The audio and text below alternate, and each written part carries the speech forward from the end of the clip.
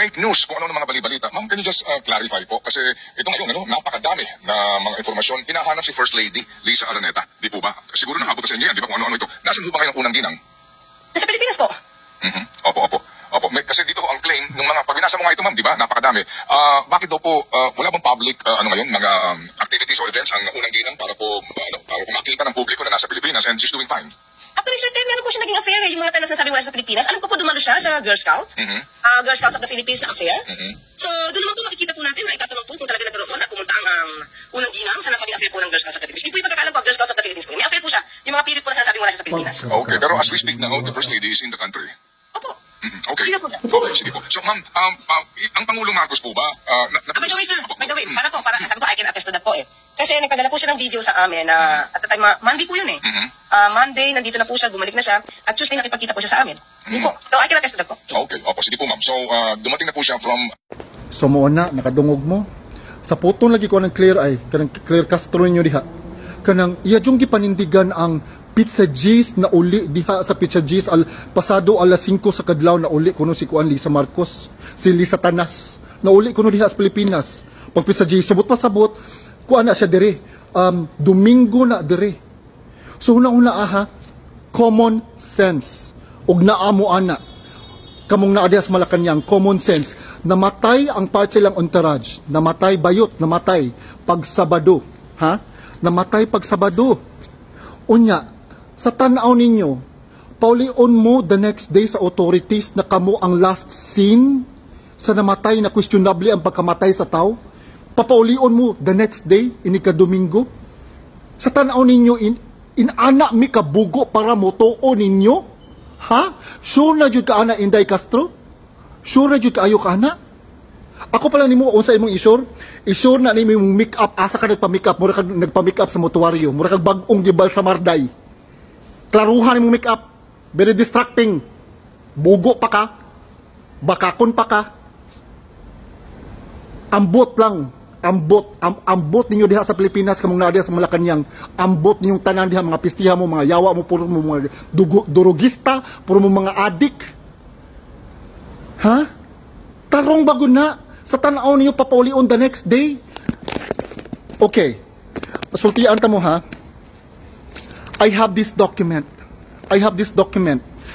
Ako ning gi-keep gyud. Ako jud ning gi-keep. Daghan kay kog kopya ani gisenda ko tanan sa akong pamilya, sa akong mga close friends. So if something were to happen to me, ako silang gihatagang go signal na i-release. This is to keep me safe. Di ko bugo. So karon, nagtuo man gumugbugo ang mga Pinoy. These are all public records upon request. Do magbayan kag dako-dako nga kwarta, dako-dako gid noon siya. Pero wala magoy presyo ang kamatuoran. The people deserve to know. Ngano mamakakman mo? Og wala joy something wrong ngano man yang inyong manang itago. Wa ko kasabot. Ha? Ngano bugo gibuguan gid mo sa mga tao? Ngano inana inyong tanaw sa mga Pinoy? You really think that we don't know how to dig information for information? Mo dyan yung pagtanaw sa mga Pinoy? Napa, karon. Grabe dyan kayo. Nag-check ko sa akong mga messages. Nakalimot man din kong turn off sa akong messages sa akong inbox. So daghan kay kog na-receive mga messages. Anya, kamo mga akong gipang replyan, sorry gyud kaayo sa kanang uban nga wala na ko na replyan kay putig yung taghan na libo gyud akong ang nang message nako. Nya karon I went through all of the messages, some of the messages and reply gyud ko ako yung gipaninguha nga maka-reply ko. Nakoy nadawat nga message nga nagtukog ka ng kuan ba kanang ganing planta, ganing plantiran kag information kay nahitabo nila kuan nila SAS og nila Maharlika. Apparently for sure og mo go through ko sa akong mga messages makakita ko ang mga gipang planta. So karon ako'y nakita nga information nga to, nagtukog usa siya sa mga inato nga mga tawo nga planta gani mga fake nga information para makakita sila rason nga kasuhan mi. Okay, mao ni. So na ini message na ko nga taga Los Angeles sad nga diingon siya ha kana ingon siya nga ipa-anonymous lang kuno daw siya, sir palihog lang ko ipa-anonymous lang ko sir, but the people deserve to know. Mo ning nahitabo. Nag-message niya na shock siya kay recommended siya sa family member Ha? Family member sa mga Marcos. Nga, noon man kuno siya sa tawhana sa gyud kuno, ingon siya nga noon kuno siya nga kanang party goer, ya ato sa San Francisco, and mo appeal siya kanang mga sex parties, mga inana. So, kini ha, na-shot nako.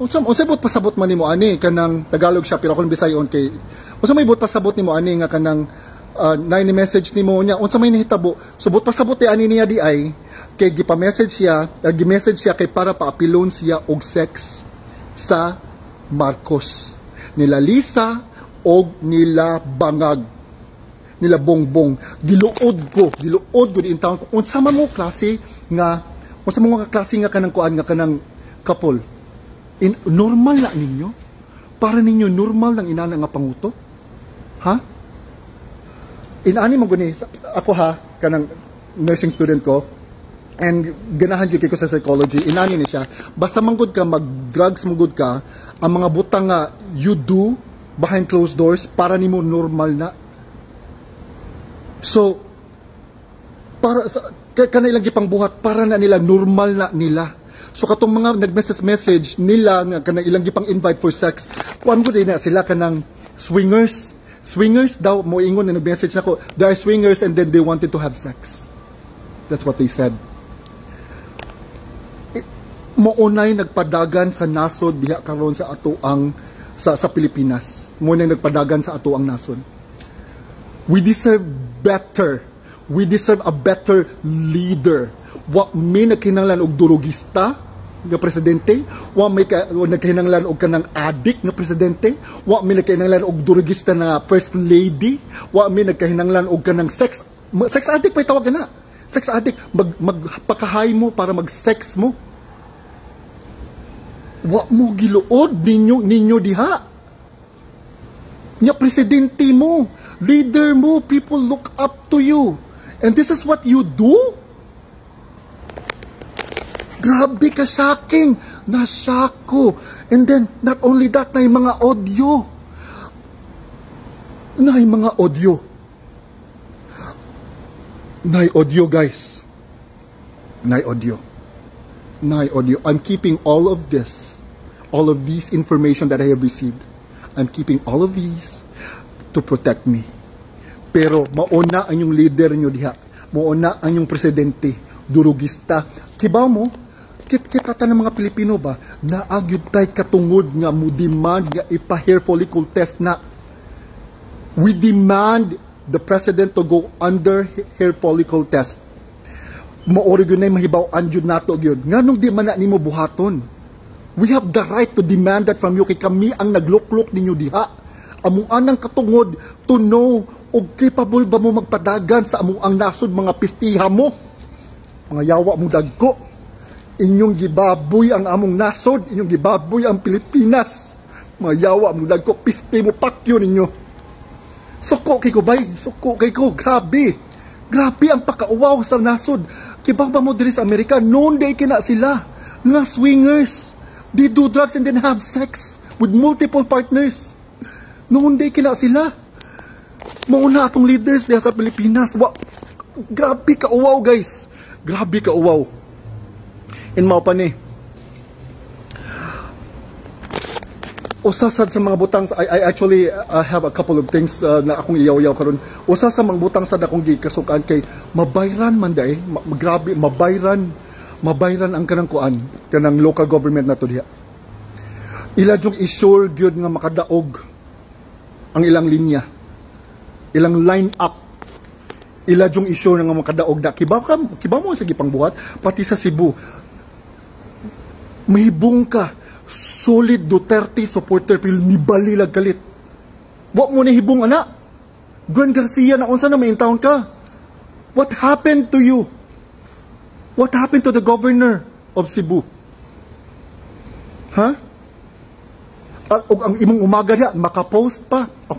Akong butang diri picture ha, somewhere diri. Og maka-post pa, naghatag kuno siya ayang gi-post niya to.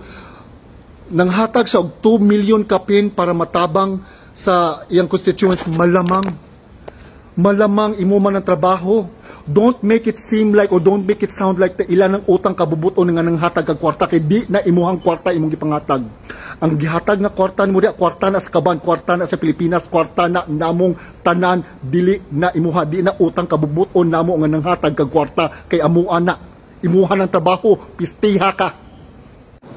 So unsa man ni nadunggan ako diha sa mayor diha sa Dumanhog, Mayor Gayka. Unsa man ang nadunggan, dagahan kay all over the Philippines. Daghan kanang na-receive na ko diri nga mga reklamo, mga aligut-gut nila sa gobyerno nga gipang-bayran kuno ang local government. So Mayor Gayka diha sa Dumanhog, tubaga ko ngan unsa man ni nadunggan ako nga imong ipa-open ballot ang election diha. Unsa man na? Unsa but pasabot nimo ana? Ngano mang imo mang ipa-open ballot? Unya ngano mang ipang gipaanha man nimo sa balay ang mga kuan, teacher nga EB, mga electoral board. Ang electoral board imong gi-orient nga ipa-open ballot to make sure nga ang kanang gipangbutar nila diha kay line up ni BBM. Ngano man na? Unsay but pasabot ninyo ana? Tubaga na nga question. Daghan pa kay kog pangutana, guys. So please, in town, this coming election, please use your vote wisely. Ug hatagan mo kwarta, dawata lang ang kwarta, pero ayaw ninyo ayaw mong sugot nga lain ang inyong butaran. Ayaw mong sugot nga makadaog ng mga demonyo. Ha?